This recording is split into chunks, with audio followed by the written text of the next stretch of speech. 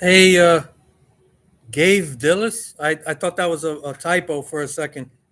Yeah, it's frustrating, man. But I don't know if I could blame the tech. I'm sure you know by now. I fumbled through all this shit. For me, this is uh, out of my league. So I didn't even start streaming till recently. It's easy for me to make a video and upload it, but to do live stream, it just even to figure out the most basic stuff is not the easiest thing for me. So I don't know if it was my OBS that was crapping out or my internet. Yeah, but most people that have been watching me for a while now, they understand that, it's like probably like watching your grandfather or your grandparents like try to use a cell phone and you got to talk them through it and you're frustrated because you're like, don't you can't you fucking see this how easy this is? And they don't get it.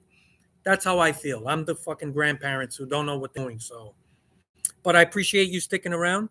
I want to wait and see if a few more people join, and I want to continue what I was talking about. I don't know if you were listening, but I was talking about Haley Deegan. I want to get back to that point, but I just want to give it another second or two, not really like a minute, and just see if the people that were there come join me here. Yes, back at it. Thanks for joining again. I think that my OBS for some reason was crapping out. Yes, do that. Get yourself a drink because you might need it.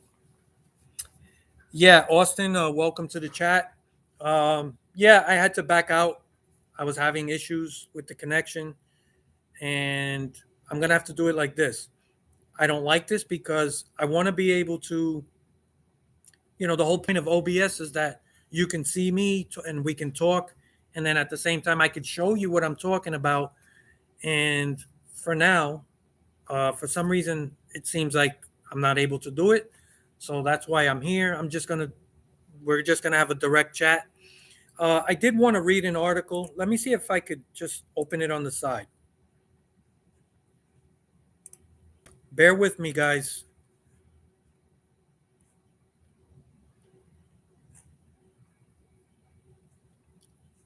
I'm looking for an article that I was past week.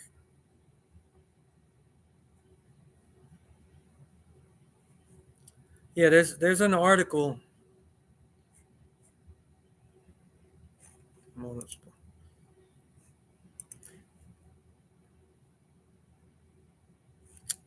Yeah, I can't find it. Anyway, I'll talk about it directly. Um, okay, I'll talk about that later. But I was talking about Haley Deegan. I was explaining to you guys, why I think it's a mistake that she stayed in the truck series. Um, like I said, learning against veterans is the only way you're going to improve and actually understand how to properly, you know, perform as a race car driver. If you're just learning off people that are just as inexperienced as you, it changes things and not for the better. This is why the truck series sucks, to be honest, in my opinion. It's not what it was. Go back like 15, 20 years ago. The truck series was amazing. And you had a lot of veterans in there. And the rookies that were there, they had to conform to the way things were done. That's the way anything is. You're supposed to learn from veterans, experienced people. If you get rid of all these people and now you just have a bunch of kids and you just give them the keys and say go, they don't understand how to do things the right way. Now, yeah, I get it. It's exciting. A lot of these crazy restarts with people, these trucks going forward wide in the corner. Yeah, it's exciting, but you don't have that give and take. You don't have that proper race etiquette, managing your equipment. A lot of things that are very important. Where are you going to learn this? And you can't just sit back and try to pace yourself because everyone else is running over you on a restart. You're never going to be successful unless you start doing exactly what everyone else is doing. So having all these young kids in the truck series has hurt the truck series, and it's also hurt the sport, because these guys, they don't know any other way to race. They all came up racing on iRacing. They treat a lot of these vehicles like they're in the virtual world. I mean, you look at Ty Gibbs, incredibly talented, but there's no race etiquette. He doesn't even understand how to really carry himself. And, you know, these guys don't see a problem just running over people. They think that's how it's done. That's how I've always done it on iRacing. I can do that here. You don't have veterans to keep these people in check.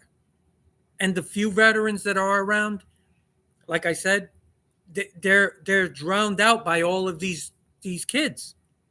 And all of these kids, who do they answer to, right? A lot of these kids are related to the owners or to people high up in these race organizations. You know, they're basically come out the womb and they're in a race car. So they're in this bubble. Nobody can tell them what the proper way to carry themselves is or how to properly race. In fact, you'll have the owners who should know better just defend them because they're family or they're related to somebody, or they just grew up around these people. The lack of veterans has hurt the truck series. And the truck series, another thing is these trucks are very similar in performance. Even the top level trucks the gap isn't as big, and it's tough. It's tough to pass. It's tough to just create a gap.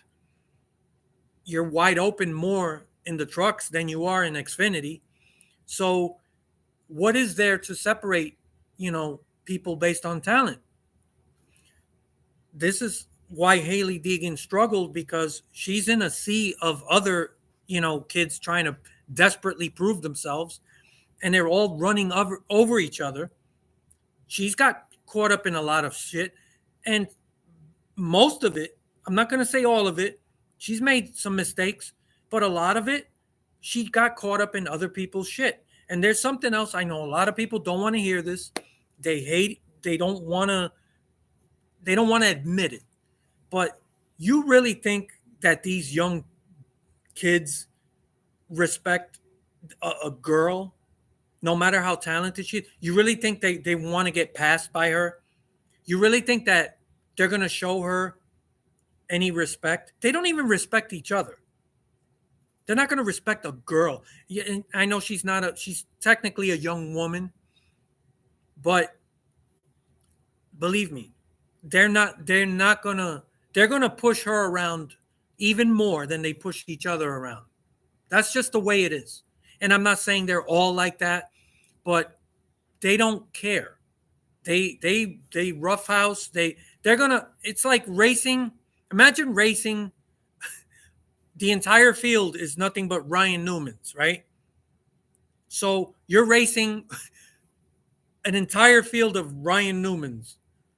Good luck with that. And that's what I think it must be like for her.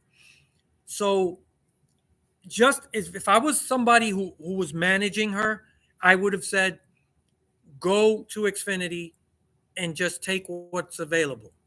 You're not going to end.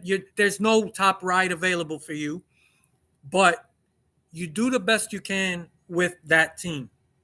And like I said before, Daniel Suarez made the right decision. Some of you will remember that I talked about this back then. This was a couple years ago when he stayed in Cup and he said, I'm gonna drive with the 96. And everybody was saying, oh, what a mistake. That car is junk. You're just gonna be, a field filler, and off.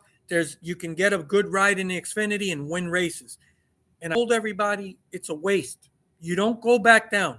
When you proved yourself at AAA baseball, you don't volunteer to go back down to prove yourself. You already proved yourself. He won a championship. He won races. And he said, no, I'm a Cup driver now, and I'm not going to let people dictate where I go. And he went to that 96 car, and yes, he struggled. Yes, it's tough. But you know what else? He showed everybody that, one, he could take care of equipment. He could bring that car home, finish the races, even if it was a couple laps down. And he actually was somewhat competitive. Top 25. He cracked a few times. Um, that's a big deal for a low tier team like that. That was not a mid level team. They were at the bottom. And to me, if you know about racing, people that really know, I think, were more impressed with that than they would have been if he went back down to Xfinity and he jumped into some top ride and then, won a bunch of races. That's not really a big deal if you really understand the sport. And I told people, if he left and he went down to Xfinity, people would have forgotten all about him. They would have said, there's a new kid. Because that's the problem. There's too many of these kids. And if one of them doesn't right away start winning races, they're out. There's another kid coming into to that seat. So this idea that, he could go to Xfinity in a top ride, just win a bunch of races, and then all of a sudden he was going to get a quality ride after that, was not realistic. And I told people I was glad he stayed in Cup, because every week people see Daniel Suarez on the racetrack, and that's valuable. Otherwise, they would have forgotten about him. And I think with Haley, for her to move up into Xfinity, even in a lower tier car, would have been the better move. Even if she struggled, if she could show that she could race and bring that car home clean, the competition's a little better, and it's not as hectic, right? You still got a lot of rookies and a lot of shit, but it's better than truck. It gets better as it goes up. You look at ARCA. Does anyone even watch ARCA? ARCA is a joke. I'm surprised ARCA is still a thing. I wouldn't be surprised if ARCA just goes away. ARCA is even worse than the trucks. It's really, it's just iRacing guys. I mean, it feels like that. It's a joke. So it's better to be with better competition, even in lower tier equipment. And for her, in fact, the one race she had last year, or this, we're still in 2022, but she had that one Xfinity race and she impressed people. She impressed people. I know it's one race. I'm not going to make a bigger deal out of it than it is. But Xfinity, the cars are harder to drive. That is actually a benefit to her, because that helps her. It gives her an opportunity. Okay, this isn't wide open throttle anymore. There's a lot more off throttle. There's a lot more tire management. The cars are harder to handle. And that's where the skill levels start to separate people just a little more than the trucks. And she could also learn more. She's not going to learn anything from in the truck series. The only thing she's going to learn is that she's going to be a ping pong ball. I'm telling you, I would be shocked if she actually is successful in the truck series. And it has nothing to do with her skill level. It has to do with the situation. It's balls to the wall, out of control rookies. And I think NASCAR, I don't know what NASCAR can do, because you can't dictate to race teams, hey, you got to hire a 40-year-old veteran. We want more veterans in the sport. I don't know how you could change that, but NASCAR has changed drastically in the past 15 years. It's a lot more rookies, even Cup Series. The racing has changed. There is no more give and take. That's not even a thing anymore. There's no, the respect levels, even at the Cup Series, is less. You're watching even the veteran drivers that are there. They're doing the same thing that the younger drivers are doing, because if they don't, they're going to get left behind. They start driving over their heads. They start dive bombing 3-4 wide, making dumb moves that they should know better. But when you're outnumbered by all these kids, you adapt to them. They don't adapt to you. They outnumber you. And that is a problem. That's a big problem. And I don't see anyone talking about that, in the community or even in the, in NASCAR broadcasting. It's a serious problem. There's too many kids, not enough veterans. And I promise you, ask a guy like Kenny Wallace what he thinks. I'm sure that he would tell you the same thing. You need more veterans. And the racing etiquette is the worst it's ever been. There is no race etiquette. Nobody knows what the fucking rules are. People are just like, I can run a guy over for a win. It is what it is. And then you got grandpa who owns the team kind of co-signing it because he's not even willing to do what it takes to teach these silver spoon kids, what's right and what's wrong. He's not going to do it. Then who is? And you don't have those veterans in there that are going to go and walk up to somebody who does that and just punch the shit out of them. You don't even have that anymore. So the kids are running the sport. That's a problem. And I think Hailie Deegan staying in truck, even with a top level truck, I don't think that's going to translate. And I think it's going to actually hinder her growth. And I, as an advisor, would have said, let's go to Xfinity.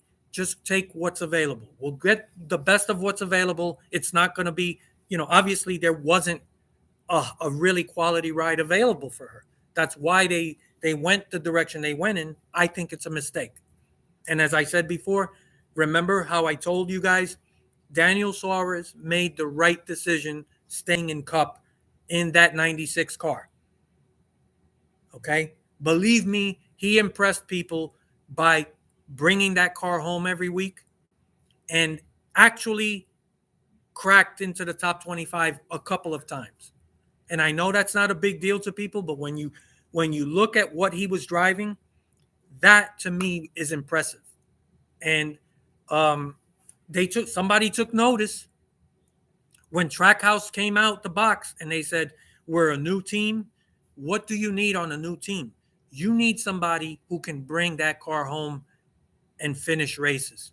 You don't need some fucking superstar trying to fucking dive bomb, get himself in wrecks. It's a new team. You're trying to build something. You need somebody to get the most they can out of the equipment and bring that car home and get finished for those sponsors. That's the most important thing for a new team. And it all worked out. And I told you guys, it would have been a mistake if he went back down to Xfinity. So I think this is, even if she does have a couple of good finishes, I just don't feel like she's actually, what is she getting out of it? This doesn't really benefit her. She has talent. Put her in even a lower tier car in Xfinity and see what happens. And just tell her, just focus on doing the best you can, but make sure you bring that car home and get that experience. And she did a good job with that one Xfinity start. These trucks, the truck series is a joke. It's not what it used to be. And it's because it's kiddie land. There's no veterans. Enough about that, but let me see what you guys have to say about that. That first truck race at 2000 Daytona, best race I've ever seen. Listen, man, in the 2000s, the truck series was no joke. But if you remember, go back and look at the lineup of the truck series in the 2000s. You had some hardcore veterans in there. It's important to have veterans because they help structure how the sport runs. Now you got these kids running everything. Did some research on the rain tire thing. Yeah, somebody brought up rain tires. The LA Coliseum would be the first to have rain tires on track. Well, the LA Coliseum is a very, very small short track. I could see that work there. Martinsville, maybe Bristol. Outside of that, I don't know about rain tires. I just don't see how it's going to work. Anything bigger than those half-mile tracks, you're pushing it. The G forces are much bigger. I just don't see that how it's going to work. But somebody said that NASCAR has 18 tracks or races, I should say, laid out for the rain tires. I don't know. I'm curious to see if it works. I would love for it to work because NASCAR does go through a lot of rained out periods, and it sucks when you're sitting around for hours. You don't even know if the race is going to continue. Race tires would really be a huge addition, but can it work? I'm not sure. Like anything over a half-mile track, I don't know about that. ARCA's bad. Yes, it is. All right, let me. All right. She's gonna have to be aggressive. Well, that's my point.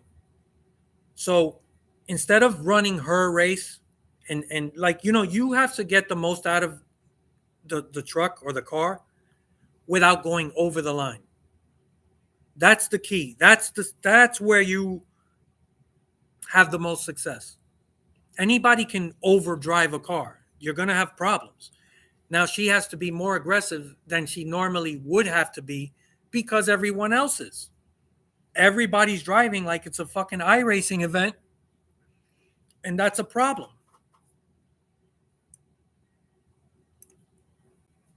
NASCAR's top 3 series need age limits. I don't know about the age limits, but I will say, yeah, I don't know how I feel about the age limits, but you know, it's not just the age; it's the experience. It's I don't know how they can police that.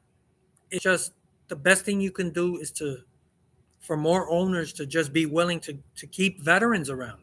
There used to be a time when you can drive up to fucking 50.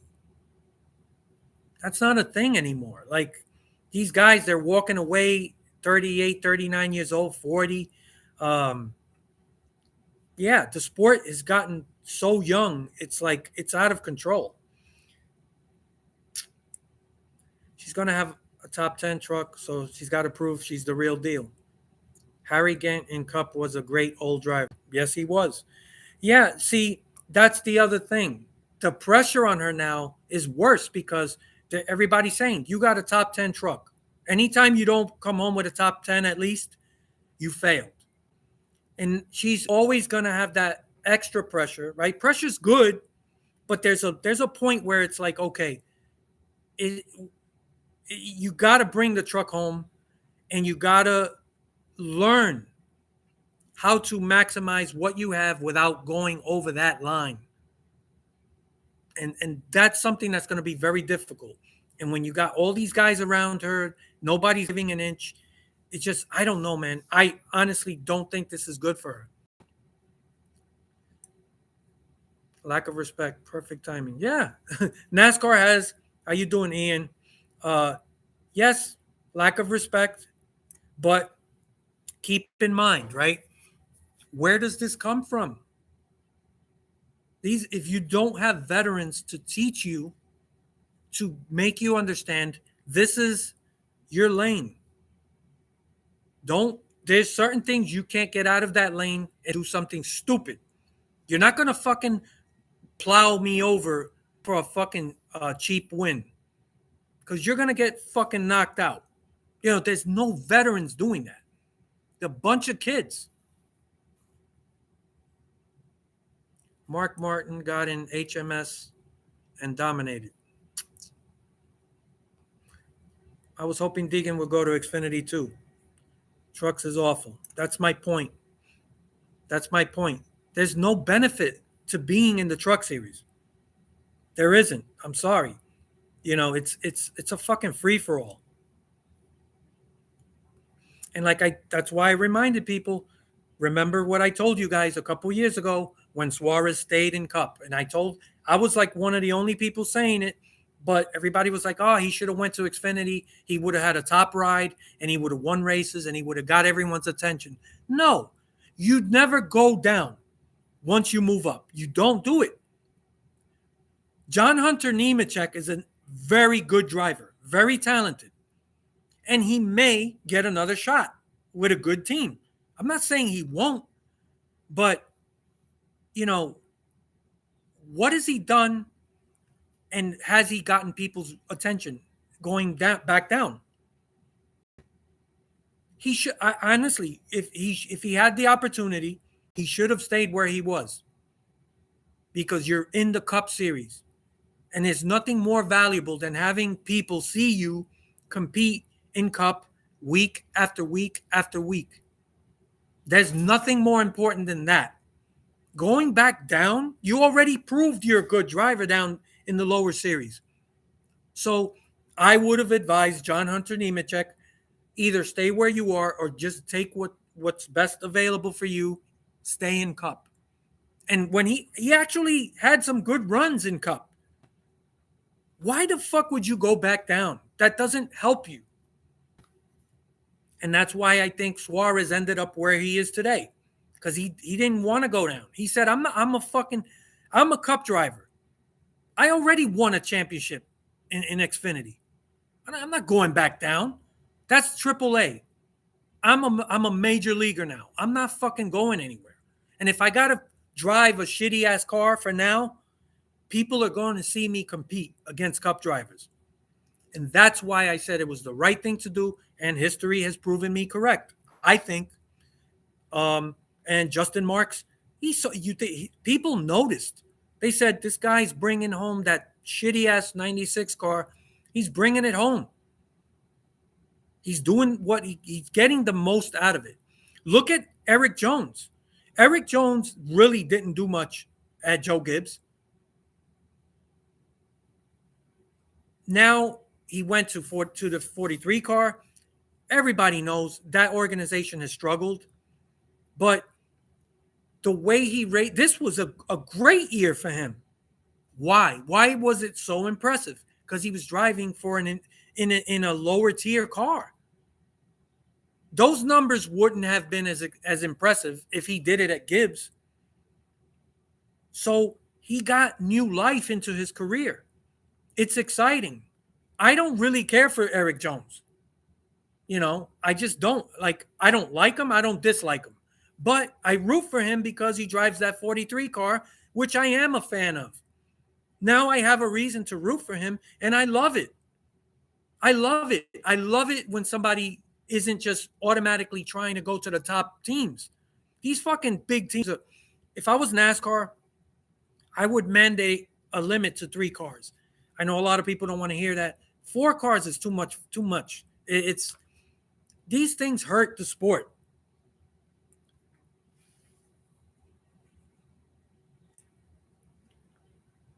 Deegan won't move up unless she wins multiple races in trucks. Yeah, well, if she wins championship in trucks, she'll move up. Listen, that's another thing. It's like she has to win. Some people are actually thinking that way. They're like, well, why should she move up if she can't win in truck? People don't really understand that.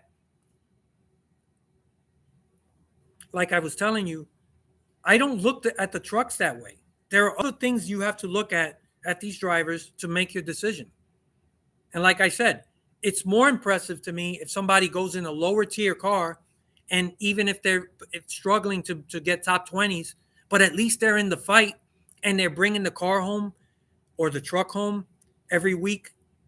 That to me proves more to me than if you can go to a top team and just win a bunch of races. And it's a fucking free-for-all, the trucks.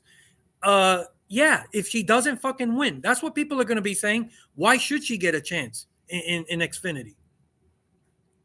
That's the fucking problem. That's why I would have advised her, go to fucking Xfinity, take what you can. We'll take the best car that's available, and let's see what you got. Terrible driving etiquette. Started with ARCA, then the trucks, now Xfinity. You see how it goes? These kids, they're infiltrating every series. The veterans are not the ones running the sport anymore. That's not a good thing. Yeah, Cup in the next 5 years will be ARCA style shit show. I hope not, but very important to have veterans. Yep. They literally have grown up with horrible driving etiquette. It's hard to put toothpaste back in the bottle. That's my point. Now, the veterans that are around, they're outnumbered by these kids. You think that a handful of fucking veterans are going to fucking dictate what's going on? No, they're caught. It's like swimming against the tide. You're going to go where that fucking tide takes you. Now you got to drive without lifting in the corner and going 4 or 5 wide on a fucking restart. You have to. You don't have a choice. This is iRacing in real life. Yeah, Cup's been lack of respect in Cup for like 8 years. Yeah, like I said, go back 10, 15 years ago. It's changed. Xfinity's lack of respect is a thing too, but I don't know how often. Yeah, well, look, as you go further and further up, it does get better. Like, it's not as bad. Like, ARCA is a total shit show. It's an embarrassment. ARCA I'm surprised it's still a thing. Trucks are the next worst. Xfinity is a little bit better, and then Cup is the best. But like, it's getting worse for every series. Average driver should be 33 years old. In a perfect world, I guess, but how do you police this? This is my thing. Like, you can't tell owners who to hire. And if some kid is like fucking these kids are talented. I don't want people to misconstrue what I'm saying, but talent alone is not enough. You could be super talented, but if you drive over your head, it's a shit show. It's you got to have a certain level of respect for your competitors and etiquette. Ever since ARCA brought NASCAR and the Gen 6 were permanent in the sport, ARCA has been suffering more. Thankfully, the car count isn't too bad. There's no policing in stock car racing like NASCAR and ARCA. Yeah, there's no policing. Well, the policing is the job of a veteran. A rookie doesn't come in and police things. That's just not how life works. It doesn't matter if it's racing or just anything. When I started in what I do for a living, I was a kid and I had the older people show me around. They're the ones that showed me the ropes. I learned from them. That's how life works. Just like you're supposed to learn from your parents.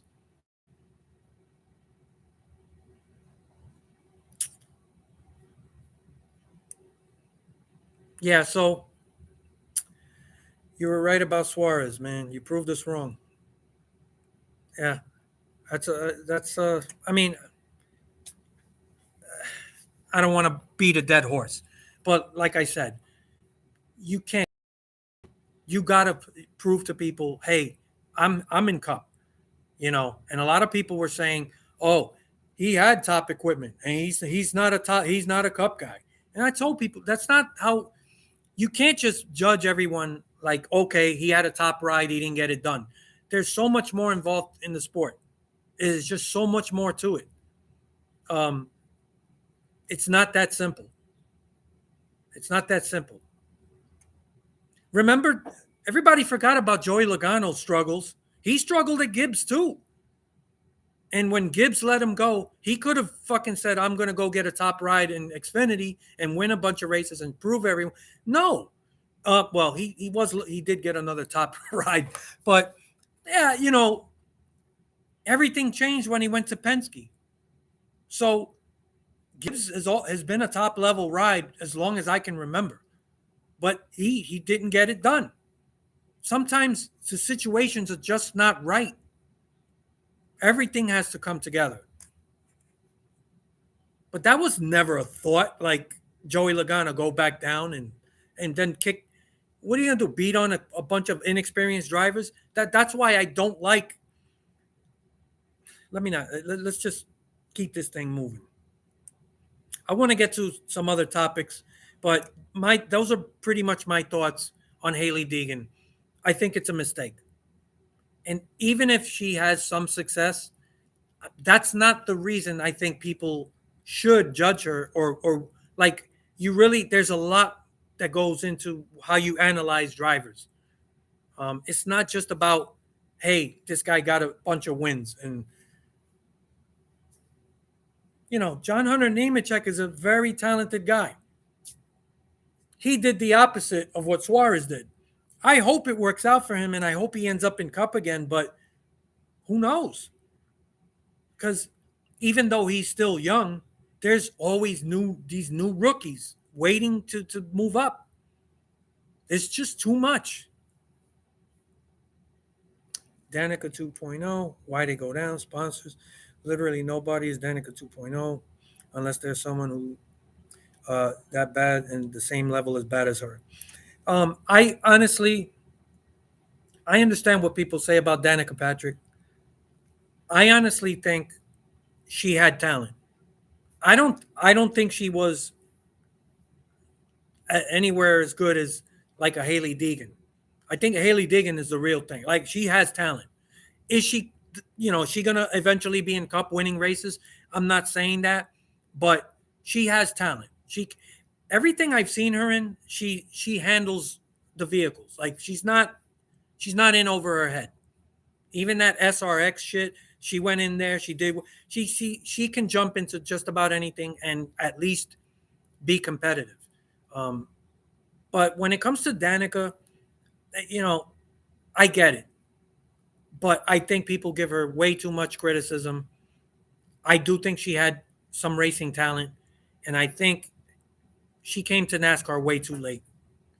She had too many years in open wheel. She came if had she come as young as like a Hailie Deegan, I think she could have been more successful. And she had some good fucking races. Like people forget, everybody only thinks about the bad finishes.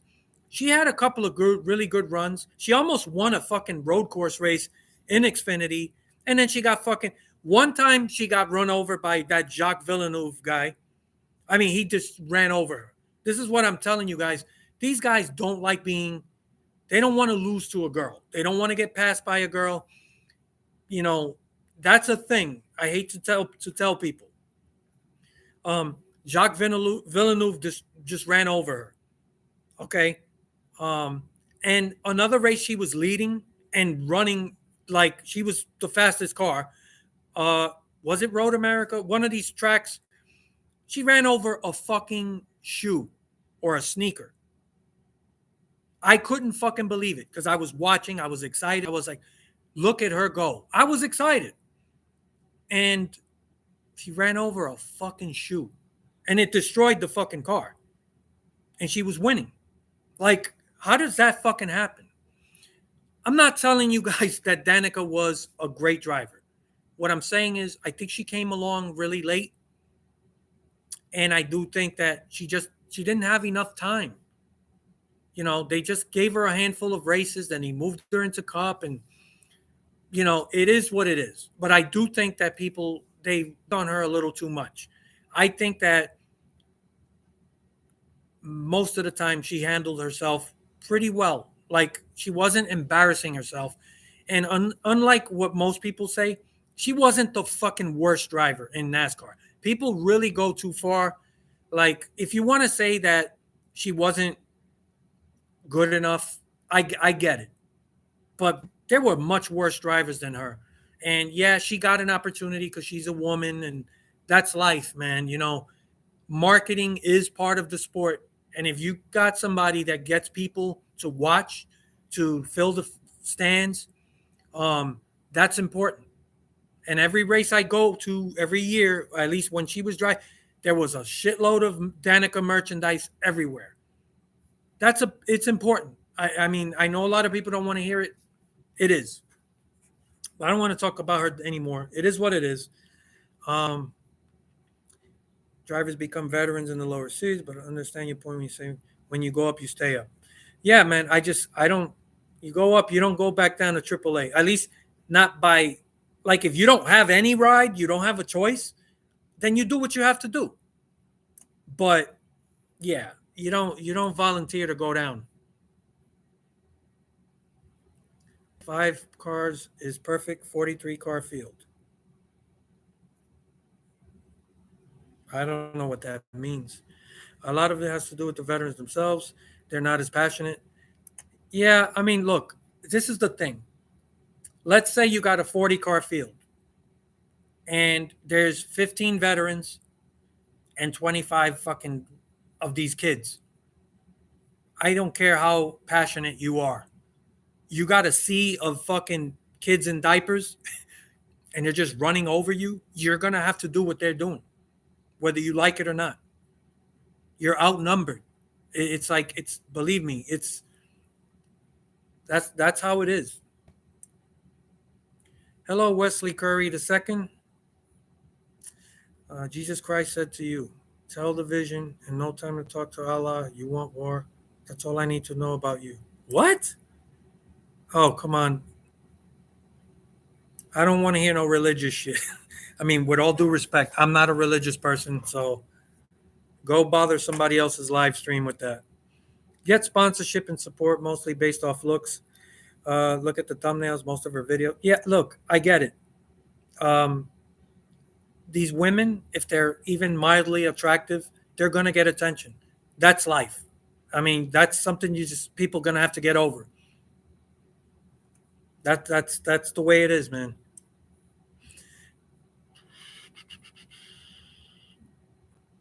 I will always be a charter system hater. I don't know, man. The charter system, I don't know how much that has to do with anything, but you got to give. I understand the point of the charter system. If you're an owner and you invest millions and millions of dollars, and you got to have some kind of liquid value in what you own. And the way it used to be, these guys, they were pretty much everything was just worth what it was, like the tools and equipment used. And if they had to sell, it was worthless. You know, I understand the charter system. It's not perfect, but I do think it was necessary. And until they come up with something better, why would somebody invest so much into owning a cup or any one of these, organizations? It's you got to have some value. I miss watching Dave Marcus and Dick Trickle out there, old as hell. Yeah, but you know what? They could still wield a fucking car. I at the age of 50, you are not fucking dead. I'm 52 years old. I'm not in a wheelchair yet. Um, in the race car, you could still handle yourself if you stay in decent shape. You know, it's not too old. I guess you could make a case for the reflexes not being the same, but yeah, a lot of these old guys did very well for themselves. All right. I want to get. Let's see. Okay, I did talk about Deegan. IndyCar should have stayed. She should have stayed. Blah blah blah. But on the NASCAR side, she jumped to Cup full time after 1 year on Nationwide. Yeah, I think I understand why they moved her quick. She was no spring chicken, and that's my thing. I think the timing was just it was off for her. Like she came to NASCAR too late in her career. It's to learn a different discipline, to go from open wheel to cup is not easy. A lot of people have tried and failed. And that's why I don't think she has anything to be ashamed of. I think that for her lack of experience, and I think, and as much as she was rushed, I don't know, it turned out to be pretty much what could be expected. I'm not trying to sell people on Danica Patrick. I'm not. I do think that the level of vitriol I see towards her, I think a lot of it is a little too much. I don't think people are 100% fair with her. I don't think she embarrassed herself. You could look at the time period that she was in NASCAR, Look at the field of cars. There were a lot of fucking people that did not belong in Cup. That, you know, it's, I don't know. I don't want to get any deeper than that. It's over. She's gone. This isn't what it's. Yeah, whatever. She stayed open wheel. She probably would have developed. Blah, blah, blah. Okay, look. I want to get to Montreal. 2012 was the shoe problem. Yeah, and then she got run over. Where did she get? Wasn't I thought Montreal was where she got run over by Jacques Villeneuve.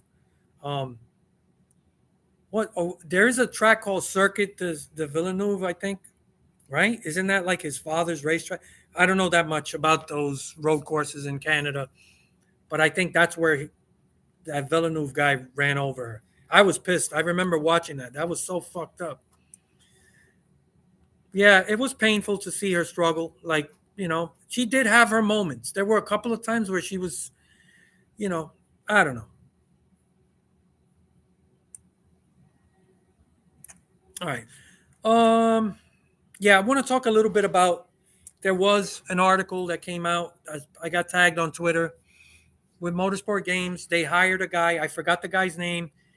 I can't have the article here to show you, and that's what bothers me of doing this live off of YouTube. On OBS, I could show you, and my OBS is, for whatever reason, keeps disconnecting. That's why I'm doing it this way. Hey, what's up, Volts? So I can just talk about it. But Motorsport Games just signed another, I guess he's director or he's part of that board of directors. Remember how all of those guys jumped ship? Well, they got a new guy. I forgot the name. But there's this agreement. Just bear with me for a second. Let me try something. You're not going to be able to see this, but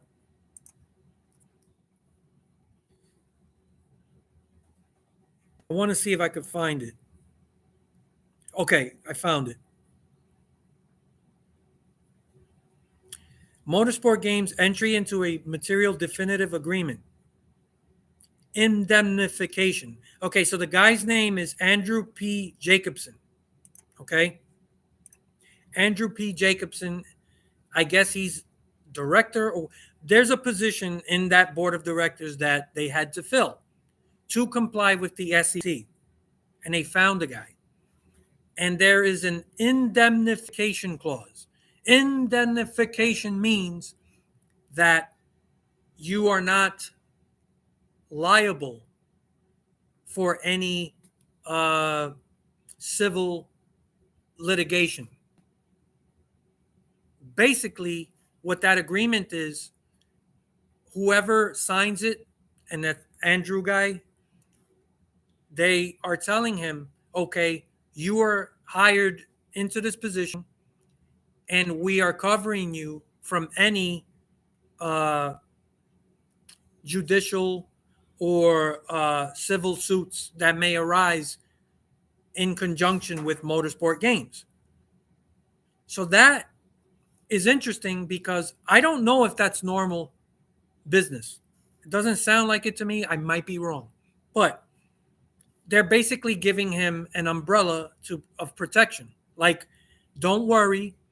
There's a shitload of rumors that we are being sued by all kinds of parties. There's all kinds of litigation in the works. But you can take this job and don't worry, whatever happens, you are not part of that. And to have to offer that indemnification to somebody tells you all you need to know. That even Motorsport Games knows they're going to be spending time in courtrooms. And there's going to be lots of litigation over all kinds of stuff. Things that I'm not fully aware of yet. Some of it may be tied to 70, even going back to 704. I know there were issues back there when they went through with the takeover and purchase. So that's above my head. I don't have all the details, but suffice it to say, it's not good when you have a company that it's in the midst of all kinds of civil litigation. So the only way they're going to get somebody to be dumb enough to come join this sinking ship is to offer them a life vest. Now, this is the slowest sinking ship in history. It used to be, that title used to go to the Andrea Doria. I don't remember how many hours that took to sink, but Motorsport Games now holds the record. Um, this is the ship that refuses to completely go under. But in either case, how do you get somebody to come aboard a sinking ship? Well, you offer them a life vest. And that life vest is called an indemnification agreement. That's the only way. Because you can offer me a bag full of money. I'm not going to come and join this fucking merry band of uh, crooks and con artists unless I have protection. So this Andrew guy, that's what that was about. I just think it's a bad look. It's just another red flag. Yeah, but Captain No Sleeves keeps telling people that he's going to judge everything based on these next games coming out in 2023 that he says are coming because Motorsport Games said it was. But he never bothers to add in, like, well, you should also be aware that the chances are very likely that these games may never see the light of day. They might come out, but they might not. Things are not going well. He's Captain Sleeveless is just going to keep telling you, I'll judge everything when the 2023 games come out. So, okay, I don't want to get deeper into that, but that's what this indemnification thing was about. Moving on from that, street courses. I want to get to that, but let me read a few if I missed anything. So he took Stephen Hood's place. No, I don't think that was Stephen Hood's place. Stephen Hood was president. I'm not really sure exactly his full title, but I don't think he's taking Stephen Hood was. I think this is more of the board of directors side of things where they oversee the financials of the company. It's all about finances. Um, Unfortunately, all we really get from these people in terms of news is, Wall Street shit, investments, shareholders shit, and now this. There's no real news as to actual game development. They released a couple of screenshots for the IndyCar game that's in development. They did, a couple of face scans. They did a bunch of face scans for NASCAR Ignition, and it didn't really matter. You know, uh, they ended up chopping off a shitload of things from the game, and the rest is history. So I want to get to the street courses. Let me finish reading this. Never heard of that before. Sound like a mafia making you a made man before the RICO charge goes into court. Yeah, in a way it is because, and then some laughing emojis. I'm done, man. Left my ass off. What did I say that was so funny? Okay, let me know because was it the Captain Sleeveless thing? Let me know. Yeah, it is sort of a mafia thing, but yeah, who in their right mind is going to come and join this board of directors, which is really two other guys, Dimitri and this I forgot who the other guy was, on a sinking ship. When there's litigation everywhere, all kinds of legal stuff going on. Why would you join that? You couldn't offer me enough money in the world to do that. Why would you want to get caught up in that? So you have to offer them like a bubble of protection. It's like you have nothing to do with the litigation shit. You are indemnified, so to speak. And that's what that's about. But yeah, that's the only way. Yeah, man, Captain, that caught me off. Yeah, Captain Sleeveless. I mean, I don't. I guess I don't know if that's going too far. I don't know. That's up to you guys. But yeah. So let's move on. NASCAR just came out. Phelps discussing the possibility of street courses, and they mentioned that there's a bunch of cities in that are interested in street courses. Now, I'm not thrilled to hear that. I've never been against change, right? Change happens. And if you can do something that actually helps NASCAR grow as a sport, I'm all for it. But you can't forget the traditions and everything that made you what you once were. NASCAR historically has been an oval track, high speed stock car racing sport.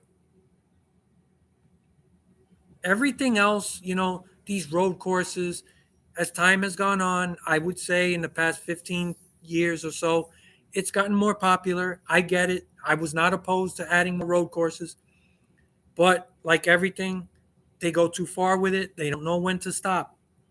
They added a dirt race. Now you got this. The Coliseum shit doesn't bother me. It's a fucking, if it's not a points event, they can do whatever they want. I don't care.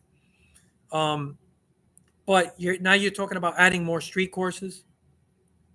We don't even know if this Chicago street course is going to be a success. I have a feeling it may not be. I hope. I mean, who knows? There's a part of me that's somewhat curious, right? I'm curious about watching a train wreck, but I don't hope for it to happen. I hope that makes sense, right? If it fucking happens, I want to see it, but I don't hope for it to happen.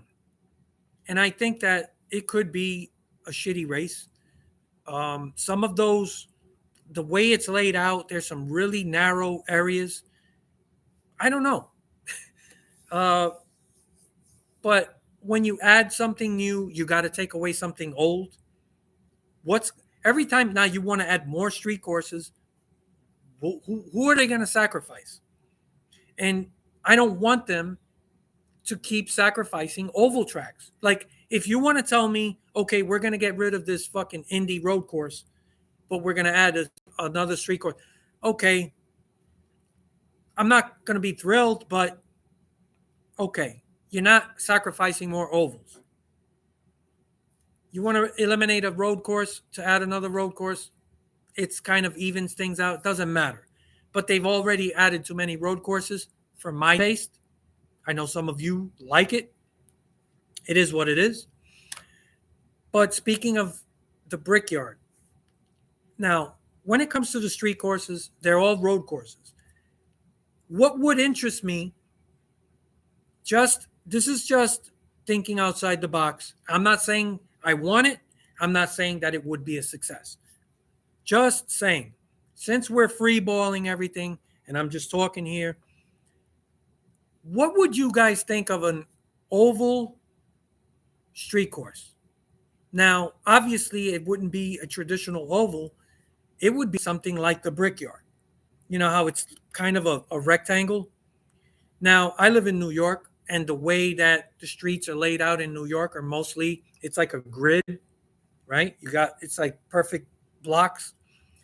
You could technically find a wide enough area or street where you can take several blocks and make it sort of like an Indy course. But maybe those straightaways make them not as long, right? I don't want something that massive, but you could make a sort of a brickyard style street course. That would be something I'd be interested in. Again, I'm not saying I want it or that it would succeed. It might be a shit show, but that would interest me a lot more than another road course, street course. So I don't know if that would work. First of all, I'm not sure, can you do that and not have safer walls? You do kind of need safer walls. I think ovals are much faster than a road course. So I don't even think it's feasible. Like, I don't think you could do it. But wouldn't that be interesting to see? Like in Manhattan or New York, like have a couple of blocks and just have a road course like that, but it's like an oval. I mean, just free balling, I don't know. What do you guys think of that? Street circuits have never really worked out in America. Yeah, I'm just not a fan. I thought it wouldn't be that good because no banking. Yeah, if the banking, like, I get what you're saying about the no banking, but if you didn't, like, if it's too big and you have the higher the speed, you need banking. But if you only did like one or two blocks, where the speeds wouldn't reach that high into the corners. You could have it kind of flat.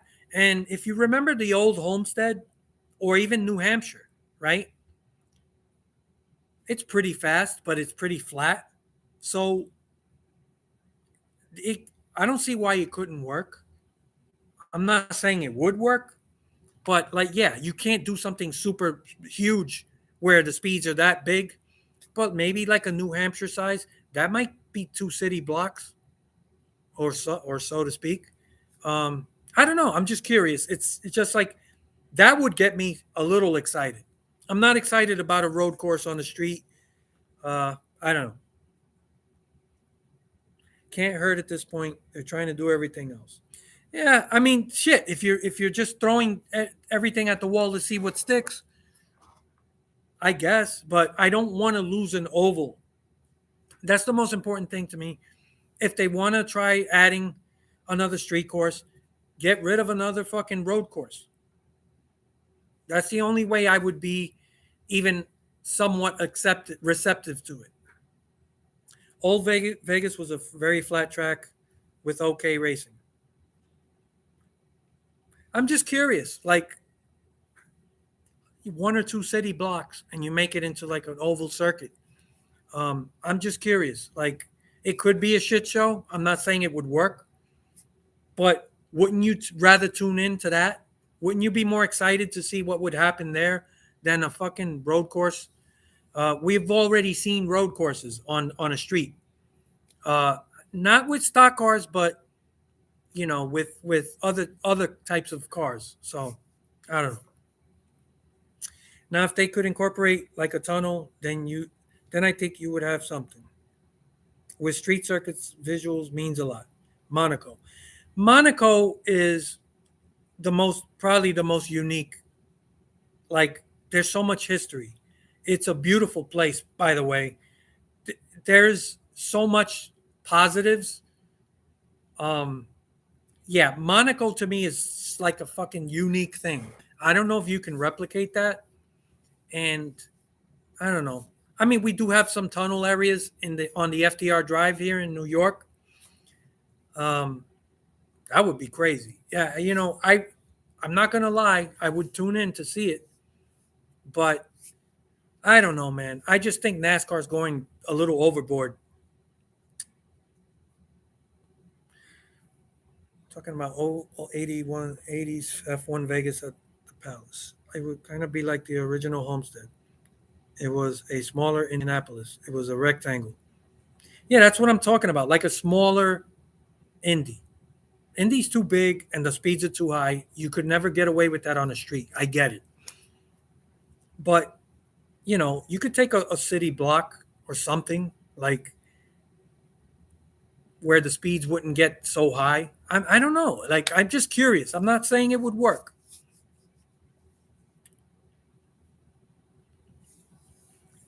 30 minutes tops is where it's hosting this Chicago race, and I wish it were somewhere else so I could witness it in person, but I stay away from the city. It's a war zone out there.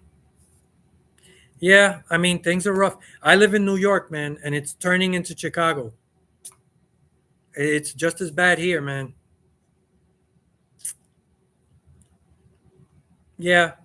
So, there's the street courses. I talked about Haley Deegan. I talked about that hire at Motorsport Games. Uh, I don't know if there's anything else. I'll be signing off in a few minutes. Chicagoland, thank you. Great track. Um, I think the location of Chicagoland, from what I heard, is really far from the city. I think that's what hurt it a lot. But that's a great track, man. I hope it comes back. Need a Tokyo race from back in the day. Yeah, I don't know. I thought I saw a special on that once. Wasn't this back in early 90s? I remember. I think I saw a special on that, and they had this race in Tokyo or Japan. I don't know.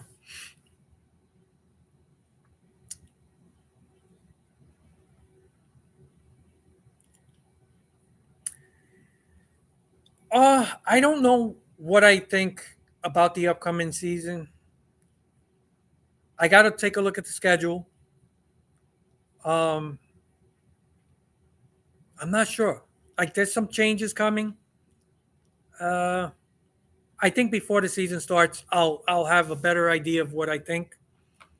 Um, yeah, I'm not really sure how I feel at the moment about the upcoming season. Yeah, I'm gonna have to. I'll do a video on that before the season starts. It looked like Biff taking back the sports almanac. Oh my God, that's a good one. Good Back to the Future reference. Yeah, New York is a shithole, man, and I hate saying that. Um, I'm waiting. I'm waiting when I once I retire, I'm gonna sell my house. I want to get the fuck out of here. I'm not sure where I'm gonna go. I want to go somewhere down south. I haven't made up my mind yet. Maybe looking at something north or South Carolina. Not really sure. Um, Slightly warmer climate, but just less people. This is really bad out here, and I hate to say that because I've been here all my life. I don't know anything else, but it's bad, man.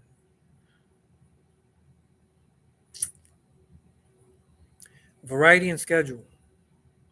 Well, it's going to be different track locations. Fix a lot of the staleness. Yeah, I'm gonna be taking a look at the schedule, and there's gonna be more coming out once the season is almost coming before speed weeks and stuff. I'll do a video on the upcoming season and what I think. The NASCAR changes.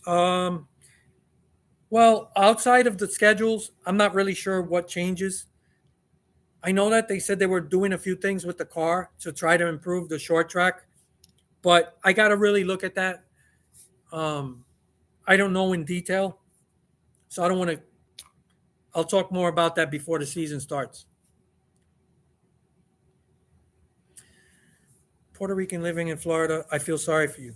Yeah, I mean, I used to think about like I've been doing a lot of looking around. I am about 3.5 years away from retirement, so I am doing a little like realtor.com. I like to look at houses, I like to look at areas, but I don't really know what's a good area, what areas, are not good.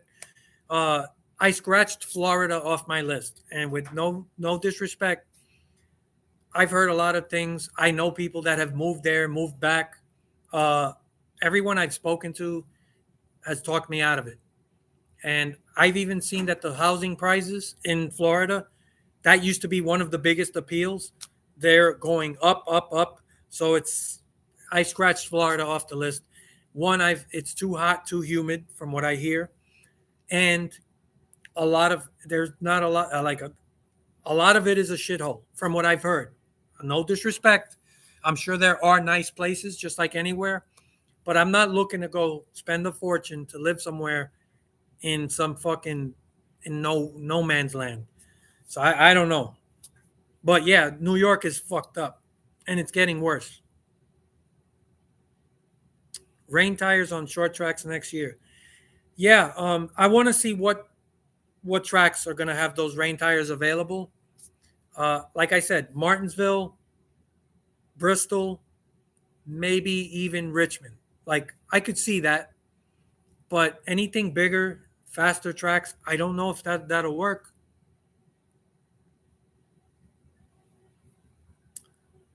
Indy road course is so much better than the oval when you're in there in person. Man, I hate to say it, but there's nothing anybody's gonna sell me on that fucking road course. That's just my opinion, man. But that road course is one of the worst races I've seen all year. It's such a shit show. It's there's nothing anybody can tell me that's gonna change my mind. Washington D.C. Another 3 or 4 years, I'm out of here. I heard Washington D.C. is a fucking hellhole too, man. I um my stepdaughter lives in Virginia, very close to Washington D.C., man, and she tells me it's a shithole. Anywhere but California. Yeah, I mean, look, I think all the big cities are the same. Like, I think a lot of people don't realize is people always get into this political shit back and forth. It's really not political. There is a harsh reality. When you have dense populations anywhere, you're going to have problems. And that's why cities are always the worst, right? These inner cities, you pack too many people into one condensed area, you're going to have high crime. You're going to have everything's going to be worse. This is why when you go to lower population areas, small towns, everybody's friendly. Well, of course they're friendly because they're not fucking overrun in crowds are just, it's just not good, right? And I've been here all my life. I'm used to crowds, I'm used to all of it, but I'm getting older and I can't. But it could be LA, it could be New York, Chicago, it could be Miami, it could be anywhere where there's high dense population. It's never going to be good.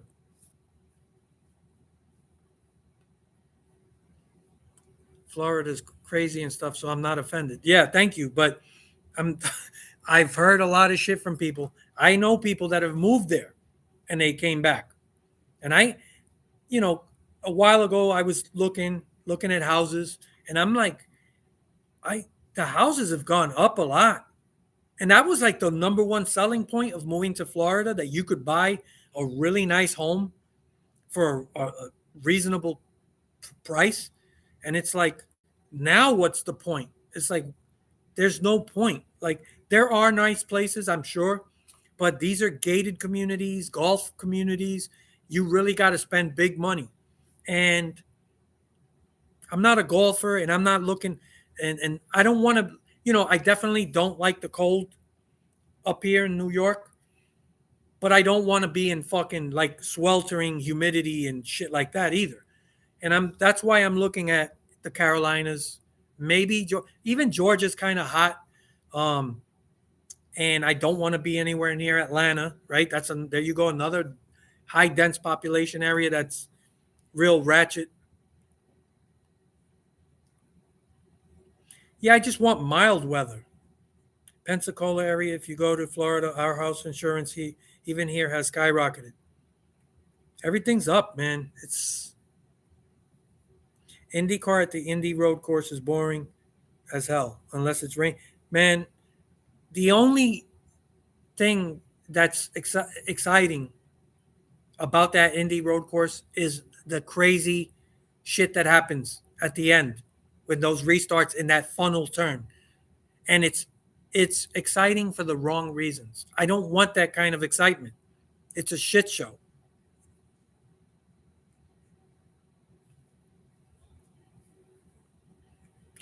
Yeah, I don't want to live in fucking no man's land, right? I've been a city person my whole life. I couldn't move to the mountains, right? I don't, but if I could be in the suburbs somewhere 20 minutes maybe from like a somewhat of a downtown area, places with shopping and stuff, that's what I'm looking for. I don't want to be in the fucking in the shit and I don't want to be in no man's land where I'm out in the boondocks, right? And I'm Dominican. I don't imagine moving to down south and I'm in some fucking hick. And I don't mean no disrespect, but I'm like, I stand out like a sore thumb. Um, you know, I don't know. Like I don't want to be out in the middle of nowhere where I could disappear.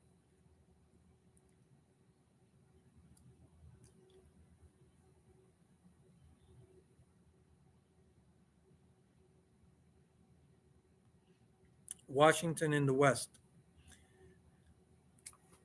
Here's the thing. I don't know much about Washington, and I actually kind of like overcast weather, but too much of it is kind of depressing. I do want a little sunshine. Um, I doesn't it get pretty cold up in Washington? Uh, I don't know. I don't think Washington's for me. and that is kind of out there. Like I no, I couldn't see myself. I want to stay on the East Coast, and I'm really kind of narrowing it down to North Carolina, South Carolina, and maybe Georgia, because I hear it's good for retirees, but it depends where. And like I said, where do you live? Like I don't want to be in Atlanta, and I don't want to be even near Atlanta, but I don't want to be out in the middle of nowhere either. I don't know enough about Georgia. I've been to North Carolina, I've been to South Carolina, not well enough to know it well, but to know to like I kind of like it, at least from the little bit that I've experienced. Um, a little bit slower paced. Anything slower paced than New York. So yeah, I'm not really dead set on anything, but that's pretty much what I'm looking at. But I really can't wait to leave.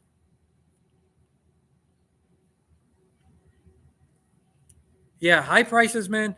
LA and New York, there's nothing that I mean, lucky for me, my I paid off my house. My house is mine. When I sell it, it's mine. But yeah, the housing is it's crazy out here. I don't know, man. I don't know how people are going to be surviving out here. Um yeah, the price the housing is fucking ridiculous. Southern Indiana, if I was going to move anywhere, it'd be somewhere in the middle of Southern Tennessee. Best of both worlds weather wise.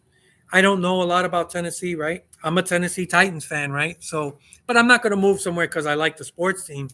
I don't know enough about Tennessee. Um, yeah, and there's some areas that you got to worry about things like tornadoes and shit like that. I don't know if I want to. Man, you really do got to do a lot of research before you move somewhere. So I still have a lot of research to do. Yeah, I'm not moving to the coast. Like even though North South Carolina are coastal, you can move. I want to be on the west side of I-95. Those of you who know, I don't want to be on the right on the coast. I definitely don't want to deal with hurricane weather and shit like that. And climate change is real. This shit's gonna be getting worse and worse. Auburn, Alabama, hate their football team, but nice city. Yeah, I don't know. I don't know anything about Alabama. And Alabama, like, look, I have a point of view from somebody who's never been there. And keep in mind, I know a lot of people don't like hearing this, but, you know, I'm culturally kind of worried about, like, I don't want to end up somewhere where I'm like, I have to worry about where I'm at. I know people that I've worked with and things like that who have visited certain places and they've told me don't ever fucking go there. You're taking your chances, but you know, I'm sure it could be overreacting. It could be who knows, right? But you really have to do your due diligence. Like I don't want to just throw a dart at a fucking map and just go somewhere blindly. So yeah, I don't want to be too far from like fucking shopping and hospitals, things like that. I don't like a 20-minute drive to me is the perfect orbit. If this was 15, 20 years ago, recommend Virginia, but not anymore. Yeah, see, that's the other thing. You might be looking at an area and then you move there and in 5 fucking years it starts turning to shit. You can't predict everything. It's a gamble no matter how you look at it. Heading to Austin, Texas. Yeah, Texas is a huge state. I I don't think I'd be opposed to looking at Texas, but Texas again depends where, and I don't know. Who knows? I don't know enough about Texas. I know there's some hot spots too that you got to avoid. I've seen Escape from New York. uh, was a future documentary. I'm convinced. Yeah, it was. We're close, man. It's fucking bad out here. I hate saying that because I've been here all my life. This is all I know. And that I never thought I'd want to leave. And now that I'm older, I'm a few years away from retirement. You have to start thinking about these things, and you have to be insane to stay here. Even if you're just looking at it financially, it doesn't make sense. So, yeah, I'm leaving. I don't know where, but I'm getting the fuck out.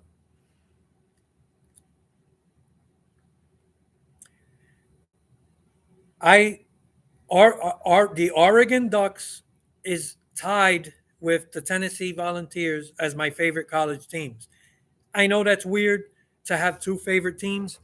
Um, I guess that doesn't make me diehard, but I've always been an Oregon Ducks fan, believe it or not, and the Tennessee Vols. So I love both teams. I've always rooted for both teams. Um, I remember the Ducks when they had the old uniforms. I used to love those uniforms with the duck stepping out of the O, wearing that sailors. Was it a sailor's uniform? I don't remember. No, I don't want to say anything wrong, but yeah, I've always liked the Oregon Ducks and the Tennessee Vols. So I loved both teams, but I wouldn't move to Oregon just for that. Rain tires are all road courses: LA Coliseum, Martinsville, New Hampshire, North Wilkesboro, Phoenix, Richmond. They won't race in the rain, but if the track is wet, the delay won't be as long. Okay, so I guess if the track is just slightly wet, but not like there's no downpour. Okay, those tracks make sense. I could see that. Hopefully it works. I'm telling you, because it sucks sitting for hours waiting to see some racing. We ain't got no LSU Tiger fans in the chat room. In the chat, come on. Whoa, man, are you talking about Louisiana?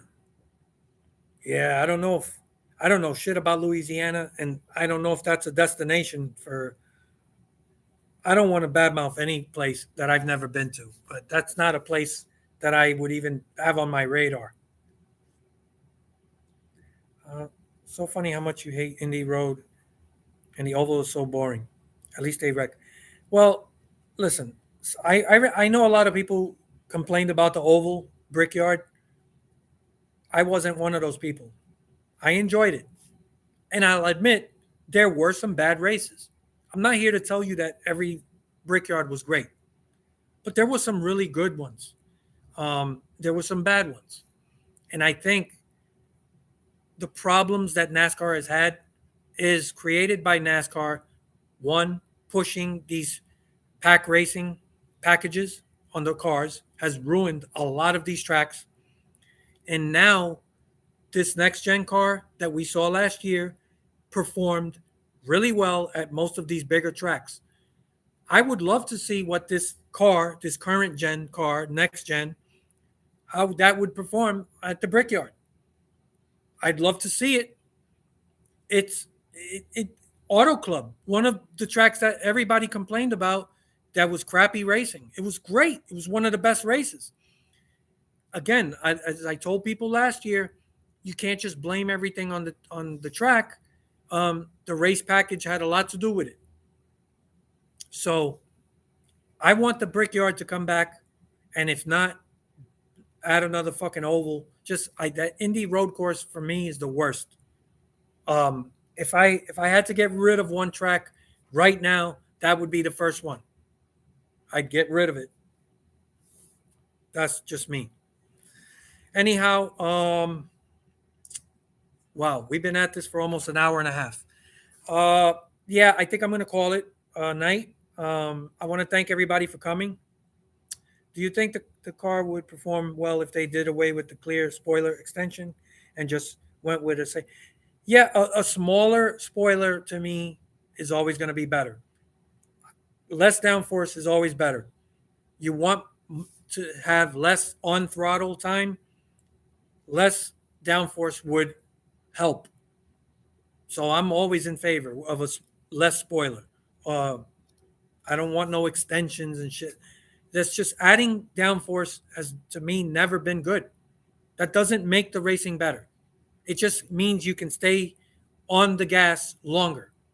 You got more pack style shit when you have that. You want to get away from that. That's why old school racing was so great because the cars were a handful. You didn't have all this fucking downforce. If you look back at these old races and you listen to the throttle, these in-car shots, they're off the throttle, almost entirely off the throttle in many of these corners at this mile and a half tracks, even the big track. That's when the racing was great. You don't get rid of it. Just found a video titled "No More NASCAR." Stewart's next move and new NASCAR deal. I'm watching next. Okay, I'm gonna check that out. Um, I want to thank you guys for coming and hanging out with me and having the discussion. Not much of a stream watch on YouTube, but I pop up now and then. Yeah, I get it, man. As stream brother. Okay, I appreciate it, guys. Thank you for coming and hanging out. And this was a good discussion. Um, yeah, I'll be probably doing some videos on a few things. And if there's any more news from Motorsport Games, I'll be covering that stuff. Yeah, so thank you. And, till next time. Later.